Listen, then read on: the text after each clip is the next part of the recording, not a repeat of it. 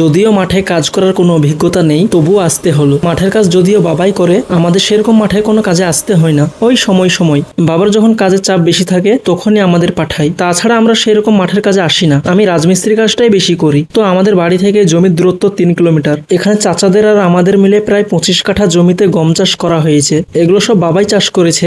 যদিও কয়েক বছর সরকারের আমাদের এলাকার জমিগুলিতে গম চাষ বারণ ছিল, কিন্তু এখন 2 বছর থেকে এই জমিগুলোতে গম চাষ হচ্ছে। তো আজকে আমরা দুজনে চলে এসেছি আমাদের জমির গমগুলো মেশিনে কেটে শুধু ফ্রেশ গমগুলো বাড়ি নিয়ে যাওয়ার জন্য। যদিও কয়েকদিন মাঠে মেশিন আসছে, আবার অন্য জমির গম কেটে চলে যাচ্ছে, কিন্তু আজকের সময় হলো আমাদের জমির গম কাটার। বিগত কিছুদিন থেকে আকাশের অবস্থা ভালো না, কোন সময় ভারী বৃষ্টি চলে আসে তারও টেনশন। বৃষ্টি এলে আর মাঠে মেশিন নামবে না, তাই তো কিছুক্ষণ গাছের নিচে বসেছিলাম, কারণ বাকি জমিগুলো সিরিয়াল বাই সিরিয়াল গম কাটতে কাটতে আসছে। কিছুক্ষণ অপেক্ষা করার পর আমাদের জমিতে মেশিন চলে এলো আর গম কাটা শুরু হয়ে গেল। ভাবছি টেকনোলজি কোথায় গিয়ে দাঁড়াচ্ছে। যেখানে এই পুরো জমির গম কাটতে 7 থেকে 8 জন লোকের প্রয়োজন হতো, সেখানে খুব কম সময়ের মধ্যেই গমগুলো কেটে দিচ্ছে। তো যাই হোক, সাইডের যে গমগুলো এড়িয়ে যাচ্ছিল আমি সেগুলোকে হাতে ছিঁড়ে বা কুড়িয়ে আবার জমির মধ্যে দেওয়ার চেষ্টা করছিলাম। তো দেখতে দেখতে 1 বিঘার উপর জমির গম প্রায় আধা ঘন্টার মধ্যে কেটে ফেললো। আর বাকি যেসব খড়কুটিগুলো আছে এগুলো পরে একসময় আগুন ধরে দেওয়া হবে। তো আমাদের পুরো জমির গম কাটা শেষ। এবার গমগুলোকে বের করা হবে। যেহেতু রাস্তা থেকে জমিটা একটু ভেতরে, তাই দুটো জমি পেরিয়ে সামনে নিয়ে আসার চেষ্টা করছি। কিছুটা সামনে এলে অনেকটাই সুবিধা হবে।